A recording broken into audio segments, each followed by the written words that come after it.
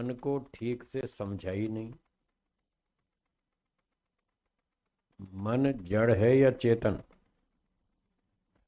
है जी? जड़ है। आप तो ठीक है, आते रहते हैं, सुनते रहते हैं, पढ़ते रहते हैं, इसलिए आपको पता चल गया मन जड़ है। सिद्धांत रूप में तो ठीक है, पर और लोगों से पूछें तो जो यहाँ सत्संग में कम आते हैं उनसे पूछें कि मन जड़ है या चेतन, तो उनमें अधिकांश लोग कहेंगे मन तो चेतन है। जो चेतन होता है वो अपनी इच्छा से काम करता है। चेतन वस्तु का ये नियम है, जो वस्तु चेतन होती है वो अपनी इच्छा से काम करती है।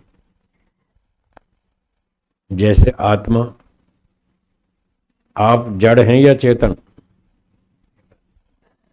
आप अपनी इच्छा से जी रहे हैं।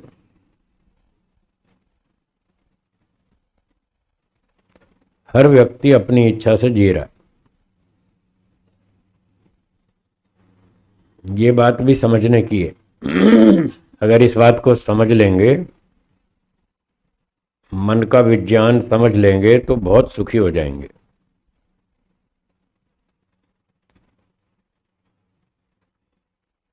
शायद पहले भी मैंने बताया था, फिर बताता हूं दोबारा।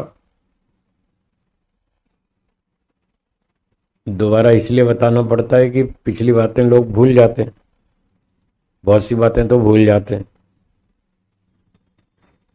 और कुछ नए लोग भी आते हैं जिन्होंने वो बात सुनी नहीं थी, इसलिए दोबारा हम सुनाते हैं कि पुरानों की तो आवृत्ति हो जाए और नयों को लाभ मिल जाए सुनने से। तो पहले भी ये बात बताई थी कि संसार के लोग दो बातों से बहुत दुखी हैं। पहली बात, ये व्यक्ति ऐसा क्यों करता है। आपका अड़ोसी पड़ोसी, चाहे घर का सदस्य हो, चाहे बाहर का हो, पड़ोसी हो, दोस्त हो, जिसके साथ आपका व्यवहार होता रहता है, वो ऐसी कुछ क्रियाएं करता है जो आपको पसंद नहीं है। क्या हर व्यक्ति की पसंद 100% एक जैसी होती है?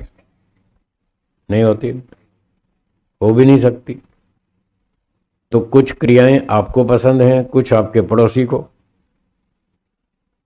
जो आपको पसंद है वो उसको पसंद नहीं है, जो उसको पसंद है वो आपको पसंद नहीं है, कुछ बातें ऐसी। तो जब ऐसी घटना होती है कि आपका मित्र, साथी, पड़ोसी, चाहे घर का सदस्य हो, चाहे मित्र हो, कोई भी हो, जब वो कुछ ऐसी क्रियाएं करता है जो आपको पसंद नहीं है, तो आप उसे बताते हैं, समझाते हैं, रोकते हैं, भाई ऐसा काम मत करो।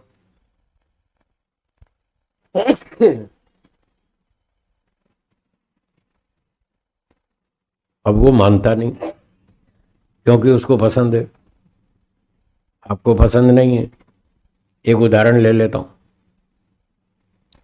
मान लो कोई गुस्सा करता है, आप नहीं चाहते कि ये गुस्सा करे, और वो गुस्सा करता है, तो आप उसको बताते हैं, समझाते हैं, भाई गुस्सा मत करो, अच्छी बात नहीं है, इससे नुकसान होता है।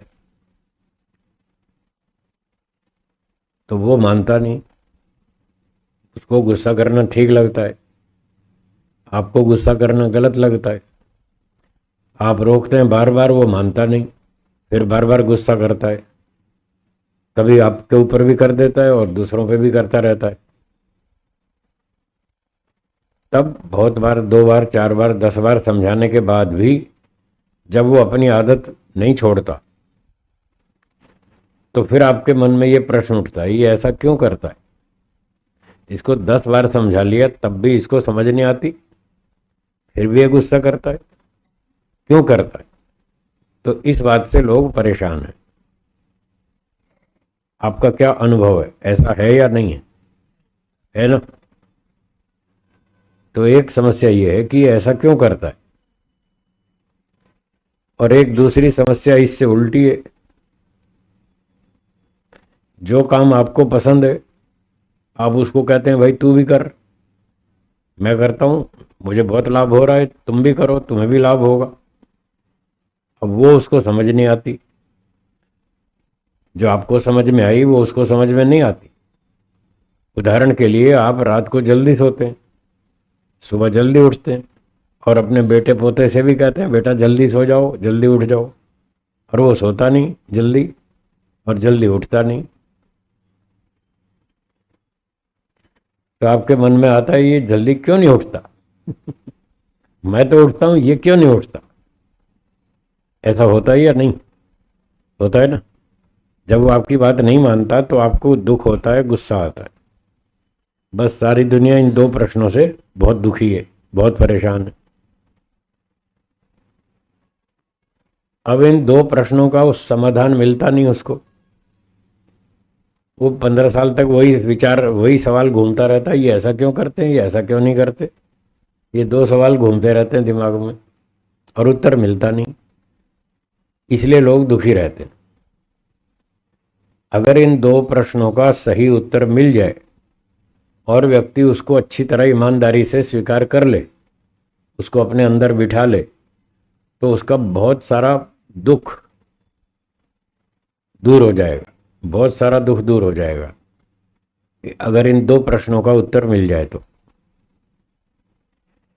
तो जो पहला प्रश्न है, ये व्यक्ति ऐसा क्यों करता है, गुस्सा क्यों करता है, सिगरेट क्यों पीता है, शराब क्यों पीता है, इसका उत्तर है उसको अच्छा लगता है। क्या बोला? हाँ जी बोलिए। क्यों करता है वो? उसको अच्छा लगता है। आपको अच्छा नहीं लगता तो ना सही, उसको तो अच्छा लगता है ना, तो उसको अच्छा लगता है इसलिए करता है। क्या सिगरेट पीनी चाहिए? नहीं पीनी चाहिए। क्यों नहीं पीनी चाहिए? उससे नुकसान होता है। ये बात आप भी जानते हैं और वो पीने वाला भी जानता है कि पीने से, सिगरेट पीने से नुकसान होता है, वो भी जानता है, और शायद आपसे भी अधिक जानता हो, क्योंकि वो तो प्रत्यक्ष अनुभव करता है ना सिगरेट के नुकसान। तो आपसे भी ज्यादा अच्छा वो जानता है, फिर भी पी रहा है वो। क्यों पी रहा है? उसको अच्छा लगता है बस। आपने समझाया कि सिगरेट मत पियो, आगे चलकर आप बीमार हो जाओगे, इससे आपको नुकसान होगा, आप रोगी हो जाओगे, तो भी वो नहीं मानता। उसको जो नुकसान आपको समझ में आया, वो नुकसान उसको अभी दिमाग में उतरा नहीं, समझ में नहीं आया। मोटा मोटा शब्दों से भले ही स्वीकार कर ले कि हाँ नुकसान होता है, शाब्दिक रूप से तो भले ही स्वीकार कर लेगा, पर वो अंदर नहीं उतरी बात कि इससे मुझे कैंसर हो सकता है और कोई बड़ा रोग हो सकता है, ये उसको अभी अंदर दिमाग में उतरी नहीं, इसलिए वो पीता रहता है। तो जब भी आपके मन में ये प्रश्न उठे कि ये व्यक्ति ऐसा क्यों करता है, तो एक उत्तर ये है कि इसको अच्छा लगता है, इसकी इच्छा है, इसलिए करता है। और दूसरा उत्तर ये है कि इसकी बुद्धि ऐसी ही है। दूसरा उत्तर क्या बोला? इसकी बुद्धि ऐसी है, ये ऐसा ही करेगा। जिसकी जितनी बुद्धि होती है वो उतना ही काम करेगा, या उससे अधिक भी कर सकता है। अधिक तो नहीं कर सकता ना जितनी बुद्धि है उतना ही काम करेगा, तो उसकी बुद्धि इतनी ही है। उसको अभी ये बात दिमाग में उतरी नहीं, अच्छी तरह समझ में नहीं आई कि इससे नुकसान होगा, नहीं आई समझ में, तो वो नहीं नहीं मानेगा, वो करेगा। जिस दिन उसको ये बात समझ में आ जाएगी, अंदर उतर जाएगी, उस दिन छोड़ देगा। फिर आप जबरदस्ती पिलाओगे तो भी नहीं पिएगा। तो इस सारी बात से क्या पता चला कि हर व्यक्ति अपनी इच्छा और अपनी बुद्धि से जीता है। सारी बात का सार क्या हुआ? हर व्यक्ति, बोलिए, अपनी इच्छा और बुद्धि से जीता है। ना वो 100% दूसरे की इच्छा से जी सकता, न 100% दूसरे की बुद्धि से जी सकता। हर व्यक्ति अपनी इच्छा से और अपनी बुद्धि से जी रहा है। तो ऐसी स्थिति में आप जो ये सवाल उठाते हैं कि ऐसा क्यों करता है, इसका उत्तर सीधा है, वो अपनी इच्छा से कर रहा है, अपनी बुद्धि से कर रहा है, इसलिए कर रहा है। उसकी इच्छा ऐसी है, उसकी बुद्धि ऐसी है, इसलिए करता है। और जो दूसरा प्रश्न है, ये ऐसा क्यों नहीं करता है? आप बच्चे को समझाते हैं बेटा 5 बजे उठो सुबह, रात को 10 बजे सो जाओ, वो नहीं उठता है, जल्दी नहीं सोता है, जल्दी नहीं उठता है, तो आपको गुस्सा आता है ऐसा क्यों नहीं करता है? उसको समझ में नहीं आया। जल्दी सोने जल्दी उठने का लाभ जो आपको समझ में आया वो उसको अभी समझ में नहीं आया। उसकी इच्छा नहीं है उठने की, तो उसकी इच्छा ऐसी है, देर तक सोना चाहता है, देर तक जागना चाहता है, उसकी इच्छा ऐसी है, इसलिए करता है। और आपकी बात नहीं मानता, उसकी इच्छा नहीं है, उसकी बुद्धि में ये बात नहीं बैठी, इसलिए वो नहीं मानता। ठीक है। अब जब ऐसी घटना हो आपके सामने, परिवार में, मित्र में, ऑफिस में, मित्रों के साथ, किसी के साथ भी, तो जब वो कोई दूसरा व्यक्ति आपकी बात नहीं मानता, तब दुखी मत होइएगा। इस उत्तर को उस समय मन में दोहरा लीजिएगा। ये क्यों नहीं करता ऐसा? इसको समझ में नहीं आया, इसकी इच्छा नहीं है, इसलिए नहीं करता। कम से कम इससे ये होगा कि आपके मन में जो अशांति है वो नहीं होगी, आपका मन शांत रहेगा। वो देर से सोता है, देर से उठता है, उसका नुकसान तो होगा, और उसके कारण आपको भी कुछ नुकसान होगा। अगर वो जल्दी उठ जाता तो कुछ आपके भी 2 काम कर देता। अब वो देर से उठता है तो आपका काम भी नहीं करता। भले ही वो नुकसान तो होगा, लेकिन कम से कम आपके मन की अशांति जरूर दूर हो जाएगी, आपका मन शांत रहेगा। कम से कम इसका इतना लाभ तो है, तो पहले इतना ही लाभ ले लें। आपका तो मन बुद्धि शांत रहना चाहिए, फिर दूसरों की तो बात बाद में करेंगे। जो व्यक्ति स्वयं दुखी है वो दूसरे को तो क्या भला करेगा? तो पहले अपना दुख दूर करें, अपने मन की अशांति दूर करें। उसका यही उपाय है कि इसकी इच्छा ऐसी है, इसकी बुद्धि ऐसी है। अगला स्टेप, उसको समझाने का प्रयास करें कि भाई ये काम करने में नुकसान है और इस काम के करने में फायदा है, हानि लाभ उसको समझाने का प्रयास करें। अब माता पिता बच्चों को बहुत सारी बातें बताते रहते हैं, बेटा ऐसा मत करो और ऐसा करो। वो एक बार कहते हैं, 2 बार कहते हैं, तो 1-2 बार कहने से बात नहीं बनती। वो बच्चे के दिमाग में बात बैठती नहीं। एक बार सुन लिया, ठीक है, उड़ा दी हवा में। दूसरी बार फिर सुन लिया, फिर उड़ा दिया।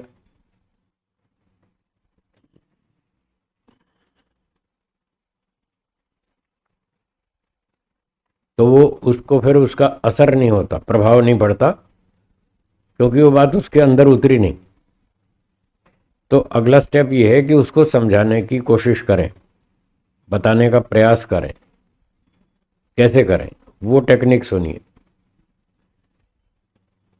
जिस बुराई से आप बच्चों को या दूसरों को बचाना चाहते हैं, सिगरेट मत पियो, शराब मत पियो, रात को देर तक मत जागो, सुबह देर तक मत सो, आलसी मत बनो, लापरवाह मत बनो, झूठ मत बोलो, आदि आदि, जिन बुराइयों से बचाना चाहते हैं, उन बुराइयों से क्या क्या नुकसान होते हैं, उन बुरे कामों को करने से क्या क्या हानियां होती हैं, उसकी लिस्ट बनाएं, सूची कि झूठ बोलने से ये नुकसान होते हैं,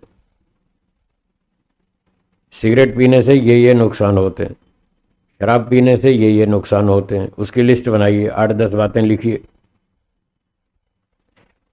और जिस गुण को आप दूसरे व्यक्ति को सिखाना चाहते हैं कि जल्दी सो, रात को सुबह जल्दी उठो, ये अच्छी बात सिखाना चाहते हैं, तो उसकी भी एक लिस्ट बनाएं कि जल्दी सोने और जल्दी उठने से क्या क्या फायदे होते हैं, उसके लाभ की एक लिस्ट बनाएं, सूची।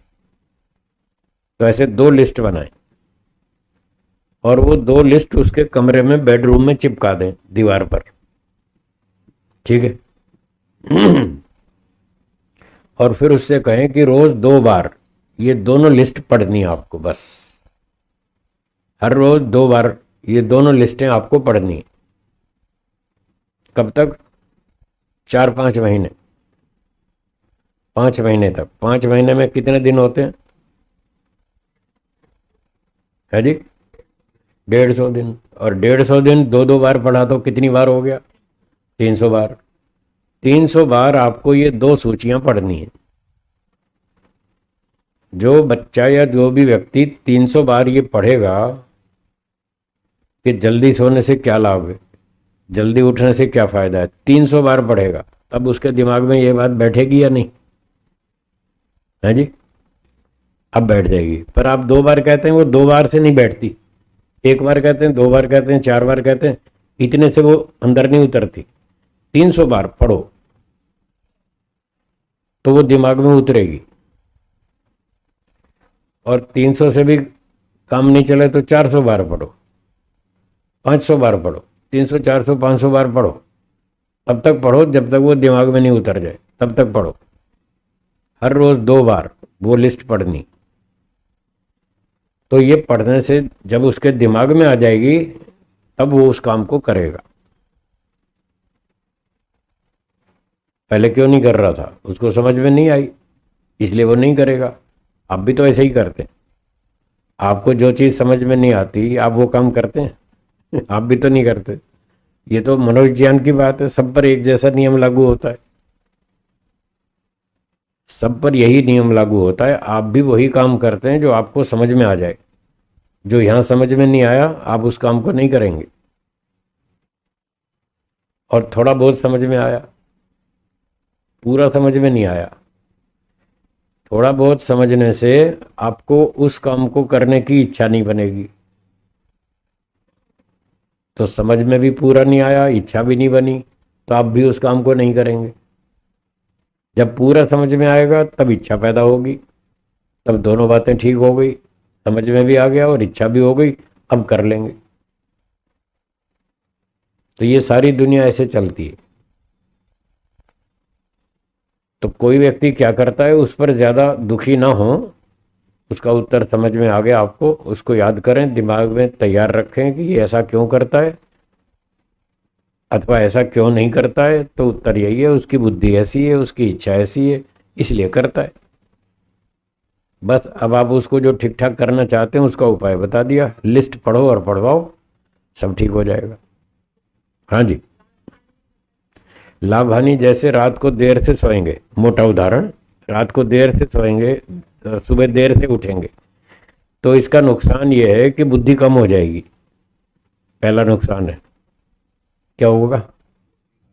बुद्धि कम हो जाएगी।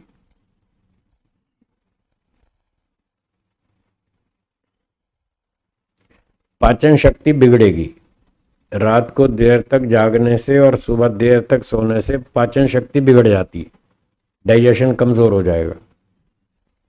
पाचन बिगड़ेगा तो भोजन ठीक से पचेगा नहीं, तो शरीर में रोग पैदा होंगे, एसिडिटी, चक्कर आना, आंखों के आगे अंधेरा छाना, कमजोरी, ये सारे समस्याएं पैदा होंगी।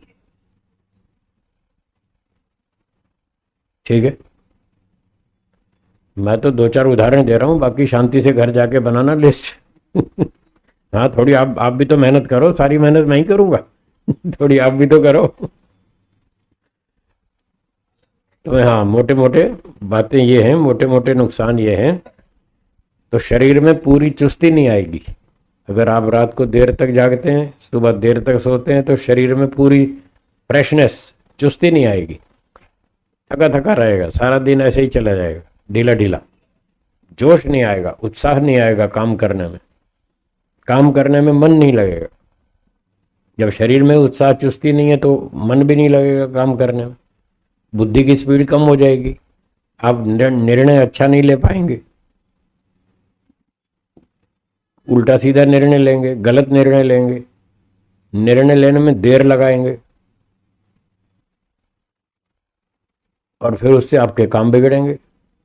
चाहे सामाजिक व्यवहार का हो, चाहे पढ़ाई लिखाई का हो, चाहे पैसे कमाने का हो, कोई भी क्षेत्र हो, जब आपके निर्णय कमज़ोर हो जाएंगे, गलत हो जाएंगे, ढीले ढाले निर्णय होंगे, तो फिर उसका नुकसान आपको हर जगह पर उठाना पड़ेगा। तो इस तरह से कुछ 8-10 पॉइंट लिखें कि ये नुकसान होते हैं देर तक जागने से और देर तक सोने से। और 300 बार 400 बार पढ़ें उसको, तो देखो फिर समझ में आ जाएगा। और दूसरी तरफ उसके फायदे, अब इन बातों को उलट दीजिए। जल्दी सोने से और जल्दी उठने से ये फायदे हैं, बुद्धि तेज चलती है। अगर बुद्धि बढ़ानी हो तो फिर जल्दी सो और जल्दी उठो, शरीर स्वस्थ रहता है। आपने वो वाक्य सुना होगा बचपन से, हमने तो सुना था, अंग्रेजी का वाक्य है, बहुत लोगों ने सुन रखा है। Early to bed early to rise makes a man healthy wealthy and wise. क्यों जी, सुना है? हाँ सुना तो है, पर प्रैक्टिकल उल्टा। थ्योरी तो ठीक है, सुन ली। प्रैक्टिकल उल्टा। प्रैक्टिकल क्या करते हैं? Late to bed late to rise, देर से सोएंगे देर से उठेंगे, तो उसका रिजल्ट भी उल्टा होगा। Early to bed early to rise makes a man healthy wealthy and wise. अब उल्टा, late to bed late to rise makes a man unhealthy unwealthy unwise. तीनों नुकसान, हेल्थ भी गई, बुद्धि भी गई, अनवाइज और अनवेल्दी, पैसे भी नहीं कमा सकता। जिसका शरीर रोगी है, जिसकी बुद्धि नहीं चलती, वो पैसे क्या कमाएगा? पैसे कमाने के लिए शरीर स्वस्थ होना चाहिए, बुद्धि तेज चलनी चाहिए, अच्छी चलनी चाहिए, तब तो आदमी 2 रुपये कमा सकता है। तो ये सारे फायदे तभी तो होंगे, जल्दी सोने से और जल्दी उठने से। शरीर में चुस्ती रहेगी, दिमाग तेज चलेगा और मन भी काम में लगेगा, और आप हल्के फुल्के फुर्ती से सारे काम करेंगे चुस्ती के साथ, अच्छे डिसीजन लेंगे। और जिस भी क्षेत्र का डिसीजन हो आपका अच्छा होगा और उसका रिजल्ट बहुत अच्छा आएगा, आप सब जगह लाभ प्राप्त करेंगे, अच्छे अच्छे काम करेंगे, समाज के लोग देखेंगे और समाज में आपकी प्रतिष्ठा बढ़ेगी, सम्मान भी होगा, सारे फायदे। तो इस तरह से दोनों सूचियां बना लें कि जल्दी सोने उठने से ये फायदे और देर से सोने जागने से ये नुकसान। तो दोनों लिस्ट रोज पढ़ें, 2 बार रोज पढ़ें, 4-5 महीने तक पढ़ें, तो 200-300 बार पढ़ने पर फिर वो दिमाग में अच्छी तरह बैठ जाएगा और व्यक्ति शुरू हो जाएगा। और कहीं कहीं तो दंड व्यवस्था लागू होती है। अब गुरुकुलों में तो दंड व्यवस्था लागू रहती है, सुबह 4 बजे उठना है, जो देर से उठेगा उसका दूध बंद, उसको दूध नहीं मिलेगा। तो वहां तो दंड लागू कर देते हैं, घर में दंड लागू करना मुश्किल है, मुश्किल है ना। एक एक दंड वाली बात सुनो, मजेदार। एक कपड़े के व्यापारी थे, यहीं के थे, अहमदाबाद के। तो वो बड़ी उम्र में आ गए तो रिटायर हो गए, उन्होंने काम धंधा छोड़ दिया। 2-3 बेटे थे, वो अपना काम धंधा करते थे, दुकान चलाते थे।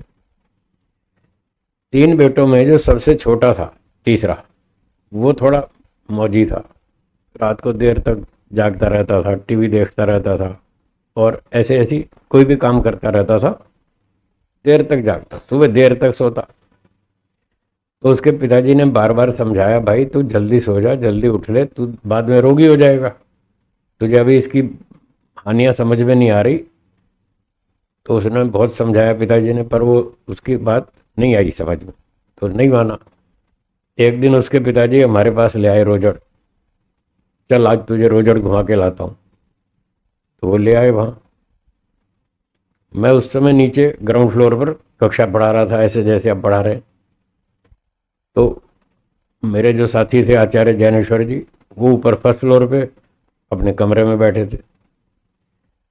तो वो व्यक्ति उनको, अपने बेटे को आचार्य जी के पास ले गया, मैं तो पाठ पढ़ा रहा था।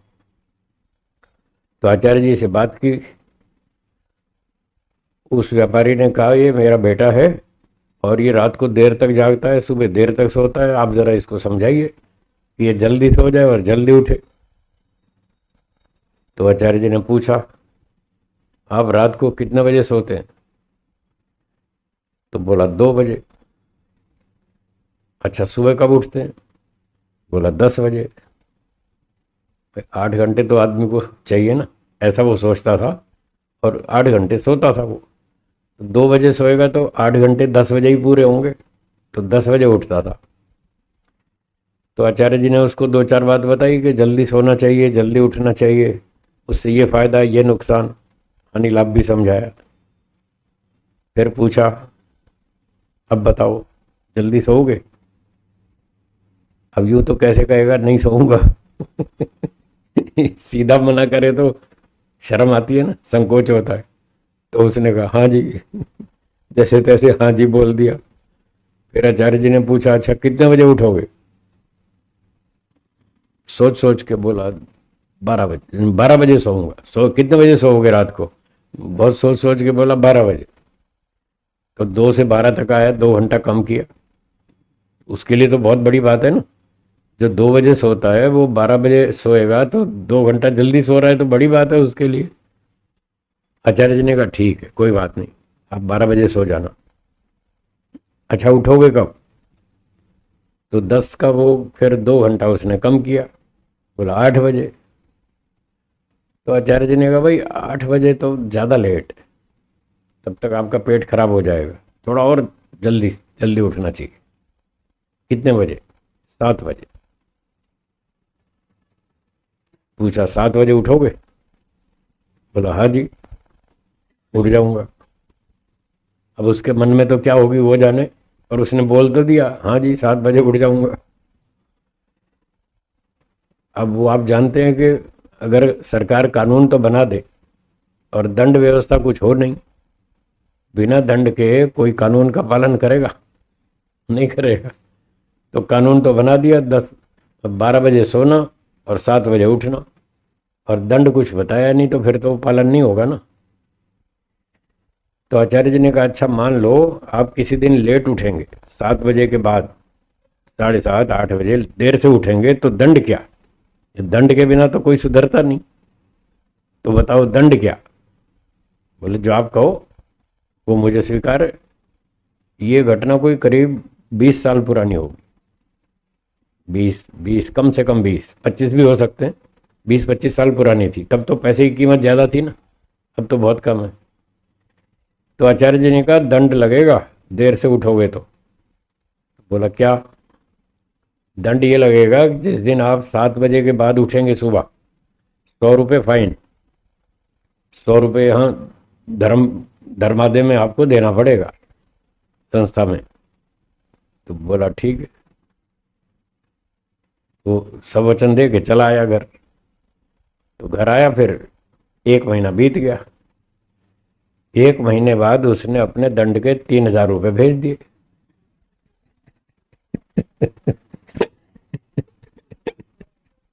कितने भेज दिए? 3,000। क्या मतलब? समझ गए ना?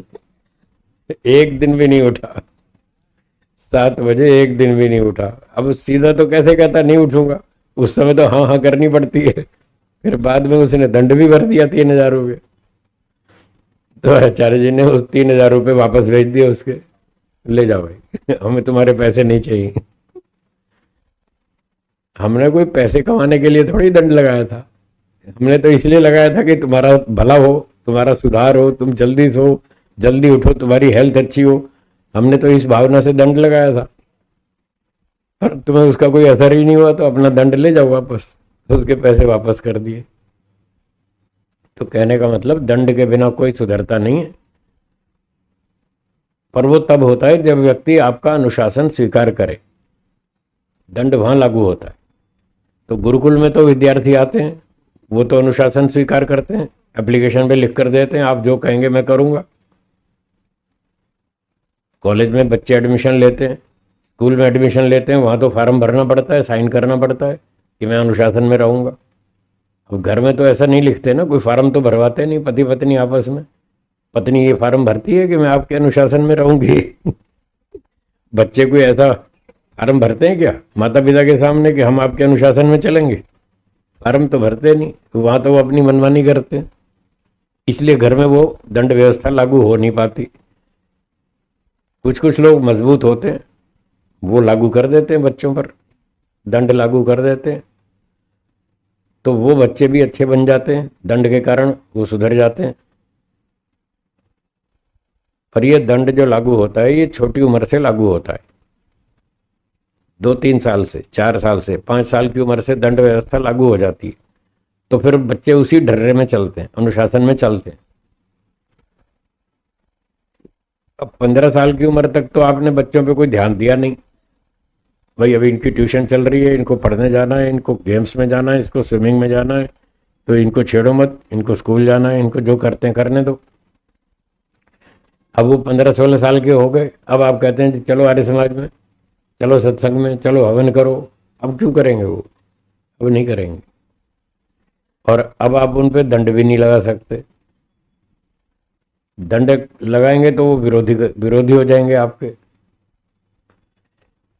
तो जो बच्चों को आप सिखाना चाहते हैं वो शुरू से सिखाना चाहिए, 2-3 साल की उम्र से। और सिखाने का सबसे बढ़िया तरीका है कि माता पिता पहले उस काम को खुद करें। माता पिता स्वयं उस कार्य को करें तो बच्चे उनको देखेंगे, तो देखेंगे तो फटाफट सीख जाएंगे। छोटे बच्चे जो हैं वो नकलची होते हैं, नकल करते हैं देख के फटाफट। ये बच्चों का मनोविज्ञान। आप जो क्रिया करेंगे आपके बच्चे वही करेंगे, आपकी नकल करेंगे। तो ये सिखाने का तरीका है। एक विद्वान थे मनोविज्ञान के, वो कहते थे कि माता पिता जो काम करते हैं, जीवन में जो आचरण करते हैं, उनके बच्चे माता पिता के आचरण में से 80% बातें सीखते हैं। कितने परसेंट? 80% उनके आचरण में से सीखते हैं, जो माता पिता प्रैक्टिकल आचरण करते हैं। और 20% वो उनके बताने से सीखते हैं, बातों से, बेटा ऐसा मत करो, ऐसा करो। बताने से 20% और आचरण से 80%। अर्थात कान से सुन सुनकर 20%, आंख से देख देख कर 80%, ऐसा वो बताते थे। तो इसलिए जो भी आप बच्चों को सिखाना चाहते हैं वो पहले खुद आचरण करें, वो देखेंगे अपनी आंख से और फटाफट सीख जाएंगे, फिर ज़्यादा समस्या नहीं आएगी। और पूर्व जन्म के संस्कारों के कारण जहाँ कहीं बच्चे गड़बड़ करते हैं, माता पिता ने कहा बेटा ये काम कर लो, वो कहता मैं नहीं करूँगा, मुझे अच्छा नहीं लगता, तो वहाँ फिर उनको दंड व्यवस्था लागू करके ज़बरदस्ती करवाना चाहिए।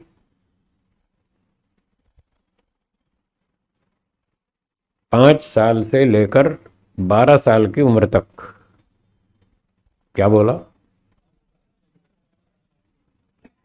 जो आप बच्चों को सिखाना चाहते हैं सिखा लीजिए, वो सीख जाएंगे। उनके सीखने की उम्र है 12 वर्ष। तो 5 से 12 तक उनको प्रेम से सिखा लीजिए, डांट कर सिखा लीजिए, धमका के सिखा लीजिए, थप्पड़ मार के सिखा लो, खाना बंद कर दो, कोई भी दंड व्यवस्था लागू करो। ज़बरदस्ती उनसे वही काम करवाना है जो आप ठीक मानते हैं। बच्चों की गलत बात नहीं मानना, सही बात सारी मानो, उनकी गलत बात एक भी नहीं मानना। ये अब बच्चों का मनोविज्ञान बता रहा हूँ, ये सब शास्त्रों की बातें। आपने एक बच्चे की एक गलत जिद मान ली, वो कई बच्चे जिद करते हैं, नहीं नहीं बस एक बार मुझे एक बार करने दो, ऐसे ऐसे बहाने करते हो, बस एक बार करने दो। आपने एक बार उसको छूट दे दी तो दूसरी बार फिर करेगा वो। दूसरी बार आप मना करेंगे तो वो कहेगा उस दिन आपने छूट दी थी ना, फिर आज क्यों रोक रहे हैं? वो उस बात का दुरुपयोग करेगा जो आपने एक बार छूट दी। अगर वो गलत काम के लिए छूट मांग रहा है तो एक बार भी नहीं देनी है। एक बार दे दी तो फिर हमेशा के लिए हो गई, फिर वो हमेशा वो गलती करेगा और आप उसको नहीं रोक पाएंगे। तो ये बच्चों का मनोविज्ञान है, उनको एक बार भी छूट मत दो, गलत काम स्वीकार नहीं करेंगे। और उसकी जो बात है, वो जो काम करना चाहता है अगर सही है, सही है तो दो, छूट दो, उसको करने दो, उसको पूरा सपोर्ट करो। हाँ भाई ये तुम्हारा काम ठीक है, तुम करो, पूरे उत्साह के साथ करो। गलत है तो उसको ब्रेक लगाओ, एक बार भी छूट मत दो, नहीं तो वो हमेशा के लिए हो जाएगी। तो 12 साल तक बच्चों को प्रेम से डांट के धमका के चाहे जैसे भी सिखा लीजिए, वो सीखेंगे। क्यों? तब तक उनकी शक्ति कम है, बुद्धि कम है। तो अभी उनको माता पिता की जरूरत है। छोटे बच्चों को, वो अकेले नहीं जी सकते बिना माता पिता के, उनको माता पिता की सहायता की जरूरत है।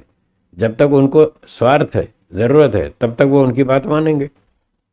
और 13, 14, 15 के हुए तो उनमें ताकत भी आ जाएगी और फिर बुद्धि भी आनी शुरू हो जाएगी। फिर वो आपके सामने तर्क वितर्क करेंगे, क्यों करें ऐसा काम, क्यों करें। आप कहेंगे आर्य समाज चलो, कहेंगे क्यों करें, क्यों जाए। आप कहेंगे हवन करो, कहें क्यों करें। आप कहेंगे संध्या करो, कहें क्यों करें। आप कहेंगे पिक्चर देखने मत जाओ, वे हमारे सारे दोस्त जा रहे हैं, हम क्यों नहीं जाएंगे। आप पिकनिक पे मत जाओ, हमारे सारे साथी जा रहे हैं, हम क्यों नहीं जाएंगे। तो उसके बाद फिर वो तर्क वितर्क करेंगे और फिर कंट्रोल में आना कठिन हो जाएगा। तो 12 तक जो आप सिखाना चाहते हैं सिखा लीजिए।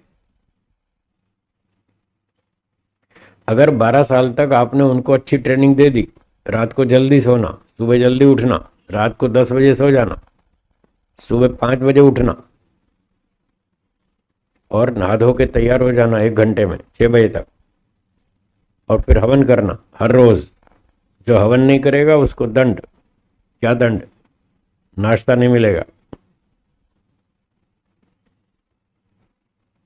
जो हवन नहीं करेगा सुबह उसको नाश्ता नहीं देंगे। बचपन से लगाओ नियम, देखो फटाफट करेंगे सब बच्चे। फिर ऐसे ही शाम को जो संध्या नहीं करेगा उसको रात का खाना नहीं मिलेगा। और ज्यादा उधम मचाएगा उसका टीवी बंद कर देंगे। टीवी, कार्टून पिक्चर बंद, मिठाई बंद, खिलौने बंद, गार्डन की सैर बंद। दंड लगाओ, देखो सुधर जाएंगे, सारे सीधे हो जाएंगे। तो इस तरह से उनको दंड व्यवस्था लागू करें। दंड के बिना कोई सुधरता नहीं। विदेशों में ये समस्या है, वो कहते हैं नहीं बच्चों को दंड मत दो। वहां पर बच्चों को दंड देना मना है, विदेशों में, अमेरिका आदि देशों में। हमने सुना वहां पर कहते हैं अगर 10 साल के बच्चे को बाप थप्पड़ मार दे तो उसको जेल हो जाती है। उसके पड़ोसी फोन कर देते हैं पुलिस में और कहते हैं वायलेंस वायलेंस, हमारे यहाँ वायलेंस हो रही है, जल्दी आओ। पुलिस आती है, उसको बाप को पकड़ के ले जाती है। तो वो सिद्धांत गलत है। अगर बच्चे को दंड नहीं देना तो बड़े को क्यों देना, बताइए। बच्चे को दंड नहीं देना तो बड़े को दंड क्यों देना।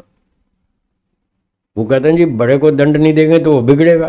तो यही बात बच्चे पर भी लागू होती है, बच्चे को नहीं देंगे वो भी तो बिगड़ेगा। दंड के स्वरूप अलग अलग हो सकते हैं, दंड का प्रकार अलग हो सकता है, दंड की मात्रा कम अधिक हो सकती है, पर यह थोड़ी है कि दंड नहीं देना। दंड नहीं देना इसीलिए तो बिगड़े लोग।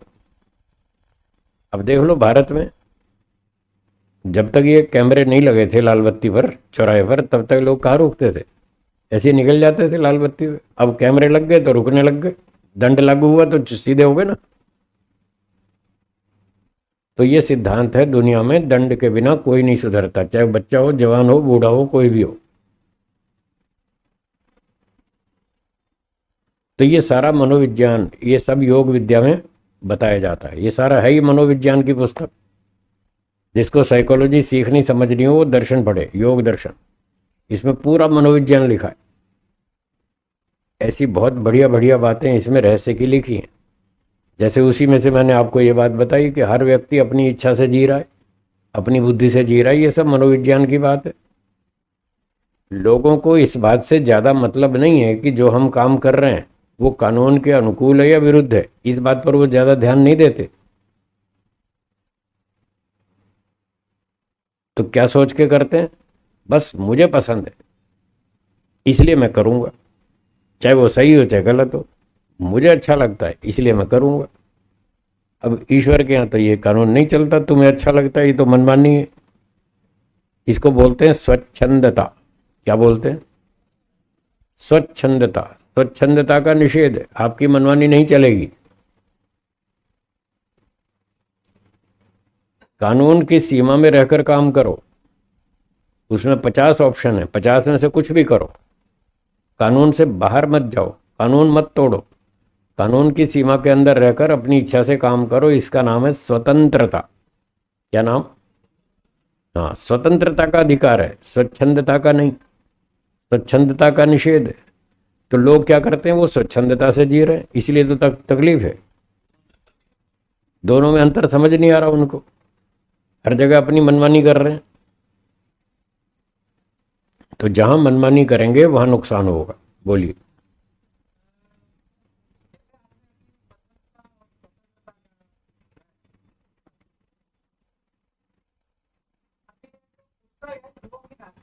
कौन सी? हाँ हाँ ठीक है। हाँ ठीक है, ठीक है, ठीक है।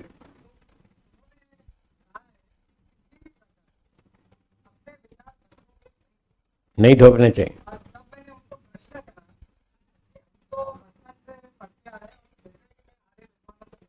हम्म। हम्म। विरोध दिख रहा है। हाँ, तो जो अब तक आपने सुना बचपन से कि बच्चों को संस्कार देने चाहिए, वो बात ठीक है। वो ठीक क्यों है? वो ऋषियों के अनुकूल है, वेदों के अनुकूल है, इसलिए ठीक है। त्रिलोकीनाथ जी की बात वेदों और ऋषियों के विरुद्ध है, इसलिए गलत है। अपने पास कसौटी है ना, 5 कसौटी, हम तो उस पर टेस्ट करते हैं। किसी की भी बात हो, मेरी बात हो, आपकी हो, किसी की भी हो, जिसकी बात ऋषियों और वेदों के अनुकूल है वो सही है, जिसकी बात ऋषियों और वेदों के विरुद्ध है वो गलत है, कोई भी हो लेखक। यहाँ रिश्तेदारी थोड़ी चलती। यहाँ कोई रिश्तेदारी नहीं चलती। यहाँ तो ईश्वर का कानून चलता है बस। सुखी होना हो तो ईश्वर के कानून का पालन करो, आप सुखी रहेंगे, गारंटी। और कानून तोड़ा तो दंड की भी गारंटी, फिर दुखी रहेंगे, इस बात की भी गारंटी, दोनों पक्की गारंटी। ईश्वर से बड़ा कोई नहीं है। हाँ जी। तो हम बात कर रहे थे इस तरह से बच्चों का निर्माण करें, उनको हानि लाभ समझाएं, बताएं। हाँ बोलो, क्या पूछ रहे हैं? सत्याग्रह प्रकाश का 3रा चैप्टर पढ़िए, वहाँ लिखी है 5 कसौटी। उसकी व्याख्या करूंगा तो आधा घंटा और निकल जाएगा। वहाँ पढ़ लीजिएगा, ठीक है। हाँ, चलिए अब पाठ पर आते हैं हम। तो ये योग विद्या ऐसी बढ़िया विद्या है जो हमको जीना भी सिखाती है, सोचना सिखाती है, स्वस्थ रहना सिखाती है, प्रसन्न रहना सिखाती है, बुराइयों से बचाती है, अच्छे काम करना सिखाती है, और जीवन को अच्छा बनाकर फिर आगे ध्यान, उपासना, वैराग्य, समाधि और फिर इस तरह से मोक्ष तक पहुंचाती है। तो ऐसी बढ़िया विद्या है, इसको बार बार पढ़ना चाहिए और इसको समझकर अपने जीवन में लाना चाहिए, तो आप बहुत अच्छी तरह आनंद से जी सकते हैं।